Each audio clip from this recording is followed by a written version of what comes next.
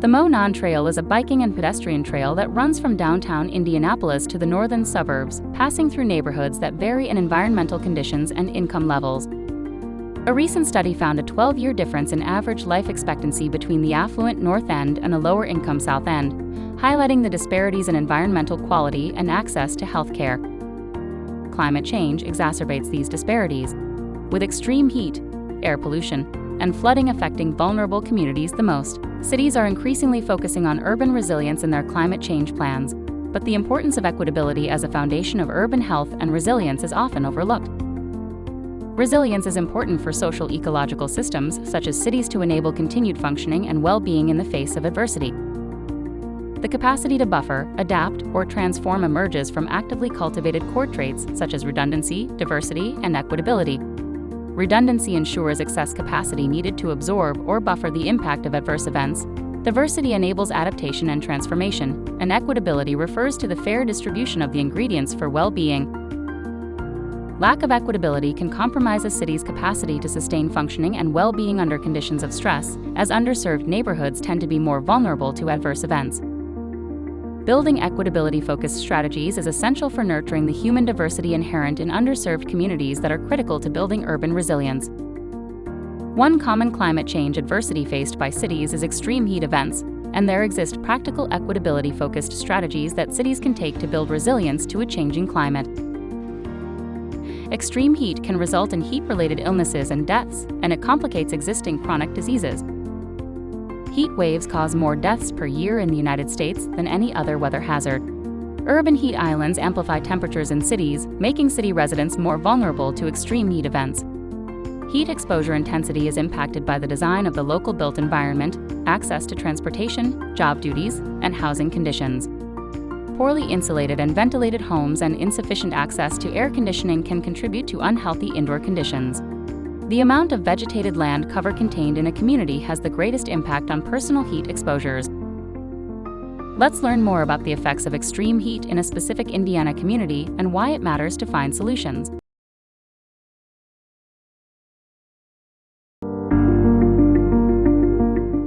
Due to health and sociodemographic factors, some people are at a greater risk for a heat-related illness than others, including people experiencing homelessness, those with chronic illnesses, or other vulnerable populations such as the elderly, lower-income communities, or communities of color.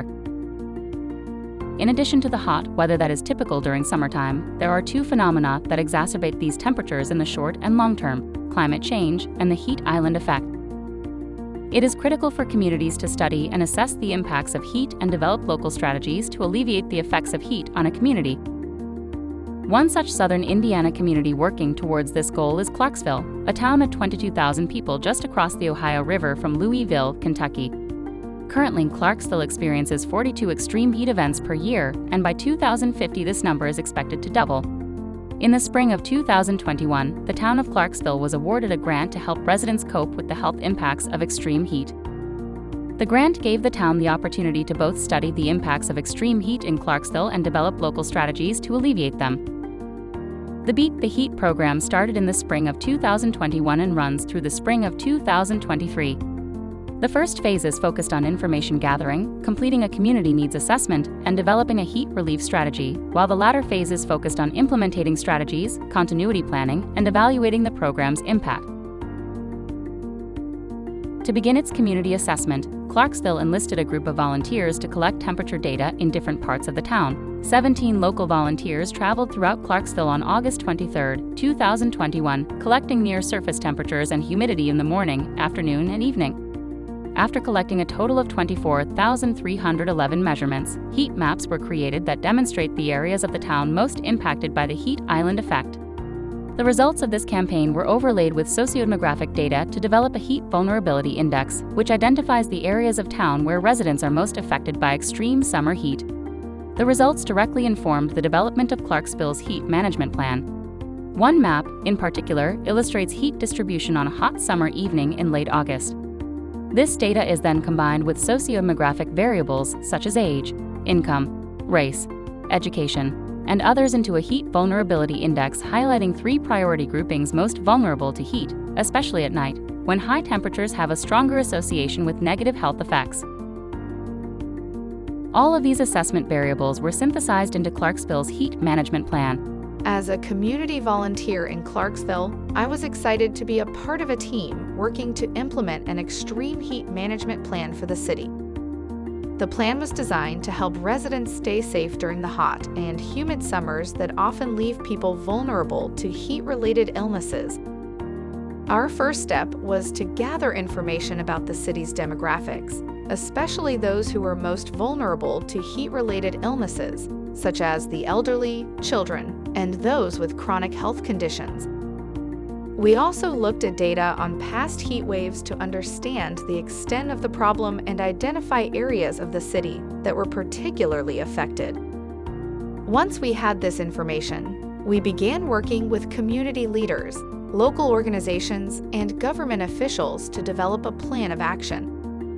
We held community meetings and conducted surveys to get input from residents, and we used this feedback to tailor our approach to the specific needs of the community. One of our main goals was to increase public awareness about the risks of extreme heat and provide resources for residents to stay safe. We developed educational materials, such as brochures and posters, that were distributed throughout the city. We also worked with local media outlets to promote heat safety tips and provide updates on weather conditions. Another key part of our plan was to create cooling centers throughout the city where residents could go to escape the heat. We identified community centers, libraries, and other public buildings that could serve as cooling centers. And we worked with local organizations to provide volunteers and resources to staff these facilities. As a volunteer, I played a key role in organizing and staffing these cooling centers. I helped to set up the facilities, distribute water and other supplies, and provide support to residents who came to cool off. It was incredibly rewarding to see the impact that our efforts were having on the community.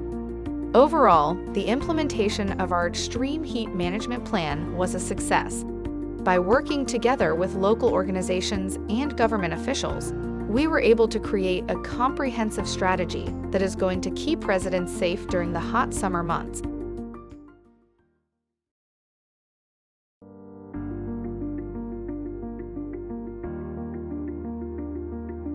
It is important to develop a variety of strategies and approaches when mitigating extreme heat in a community, working in combination to improve awareness of, preparedness for, and resilience against extreme heat events. Clarksville, Indiana's heat management plan includes a heat wave protocol. 12 strategies that should be pursued to alert residents to extreme heat events, support the town's most vulnerable residents during a heat wave, and provide safe and convenient public cooling options.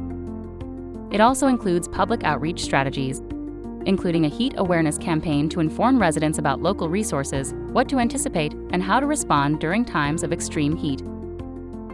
In addition, home cooling strategies, such as providing air conditioning to vulnerable individuals, can be beneficial and life-saving, and is considered the top protective factor against heat-related illness and death. Finally, community cooling strategies can mitigate both the heat island effect and greenhouse gas emissions that contribute to climate change. Adding trees, shade, and water features, fostering green spaces, and utilizing cool roofing and pavement materials all contribute to the goal of lowering ambient temperatures, improving air quality, and strengthening a community's resilience against climate change and mitigating extreme heat. Cities have historically relied on gray infrastructure like buildings, roads, and sewage systems, but these systems can contribute to issues like extreme heat, air pollution, and water pollution. Green infrastructure, such as trees and urban forests, can be integrated into cities to provide a flexible and nimble solution to these issues. Urban forests have a positive impact on mental health and well-being, and they also combat climate change by reducing the urban heat island effect and improving air and water quality.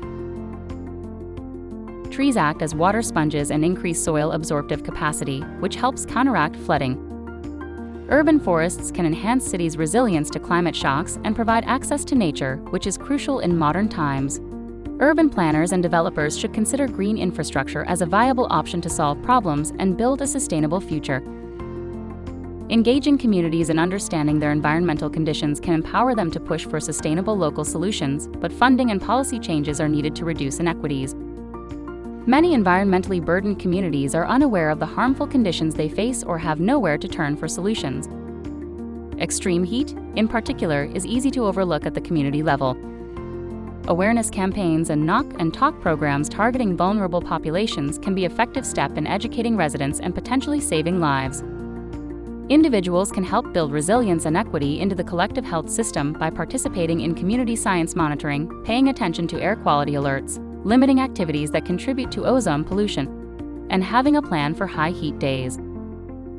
These actions can contribute to a culture of climate health in neighborhoods and communities, making residents more resilient to climate change.